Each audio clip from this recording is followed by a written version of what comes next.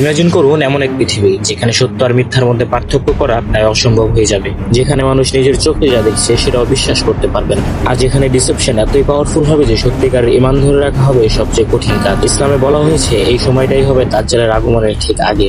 কিন্তু সবচেয়ে ভয়ঙ্কর প্রশ্ন হলো, আমরা কি ইতিমধ্যে সেই সময়ের ভিতরে ঢুকে গেছি? আজকের দুনিয়ায় আমরা এমন কিছু পরিবর্তন দেখছি যা কয়েক বছর আগেও কল্পনা করা যেত না। Artificial intelligence, deep fake videos, virtual reality, social media manipulation সবকিছু মিলে যেন এক নতুন রিয়েলিটি তৈরি করছে। কিন্তু আশ্চর্যজনক বিষয় হলো, এইসব বিষয়ের অনেকটাই ইসলামের হাদিসে আগে থেকেই ইঙ্গিত দেওয়া ছিল। দাজ্জাল আসার আগে পৃথিবীতে এমন কিছু সাইন দেখা যাবে যা মানুষকে কনফিউজ করে ফেলবে। আর এই ডকুমেন্টারিতে আমরা সেই সাইনগুলোকে এক এক করে এক্সপ্লোর করব আর বোঝার চেষ্টা করব আমরা আসলে কোথায় দাঁড়িয়ে আছি।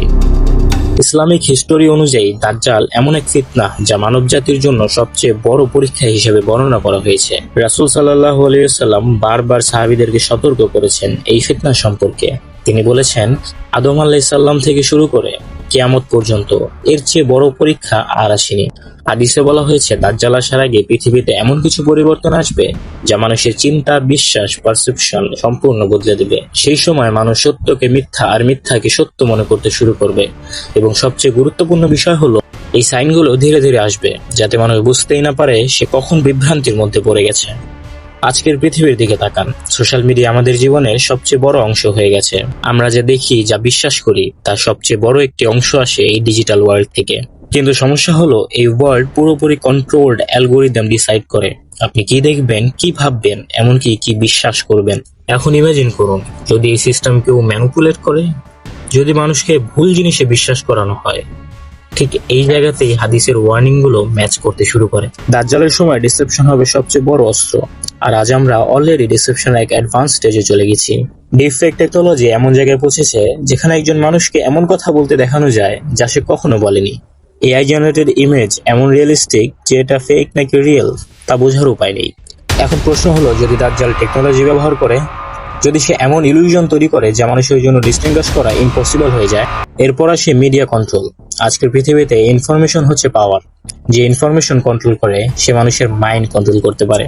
হাদিসে বলা হয়েছে দাজ্জাল মানুষের সামনে জান্নাত ও জাহান্নামের মতো ইলিউশন দেখাবে, কিন্তু বাস্তবে যা জান্নাত মনে হবে সেটাই আসলে জাহান্নাম, আর যা জাহান্নাম মনে হবে সেটাই হবে জান্নাত।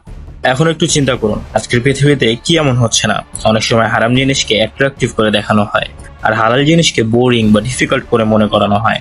এটা কি শুধুই কোইন্সিডেন্স নাকি একটা প্যাটার্ন? সবচেয়ে অদ্ভুত ব্যাপার হলো, এই পরিবর্তনগুলো এতটা ধীরে ধীরে ঘটছে যে আমরা এটাকে নর্মাল করে ধরে নিচ্ছি। আগে যেখানে ট্রুথ ক্লিয়ার ছিল, এখন সেখানে কনফিউশন ডমিনেট করছে। মানুষ নিজের আইডেন্টিটি নিয়ে কনফিউজড, রাইট আর রং ডিস্টিংগুইশ করা কঠিন হয়ে যাচ্ছে। এবং সবচেয়ে বড় বিষয় হলো, মানুষ তার কনফিউশনকে কোশ্চেন করছে না। হাদিসে বলা হয়েছে দাজ্জালের সময় এমন হবে মানুষ তার ডিসিপশনে পড়ে যাবে খুব সহজেই, কারণ তাদের ঈমান অলরেডি উইক হয়ে যাবে। এখন প্রশ্ন হলো, আমাদের ঈমান কি স্ট্রং আছে, নাকি আমরা অলরেডি সেই স্টেজে পৌঁছে গেছি যেখানে সত্য দেখলেও অ্যাকসেপ্ট করতে পারছি না?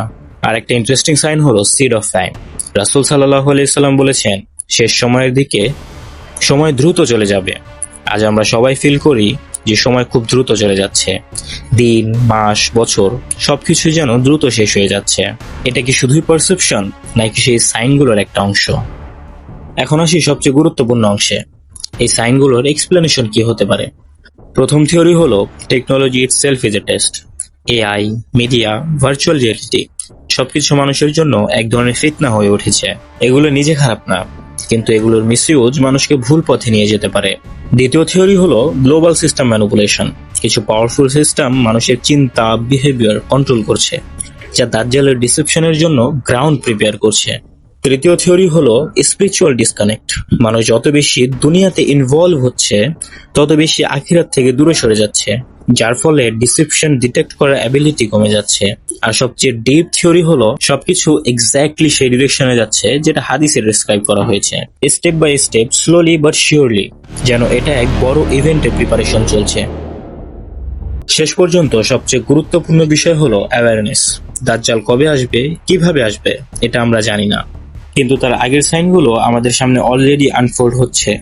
এবং এই সময়ের সবচেয়ে বড় চ্যালেঞ্জ হলো নিজের ঈমান ধরে রাখা, সত্যকে চিনতে পারা এবং ডিসেপশনের মধ্যে থেকেও সঠিক পথে থাকা।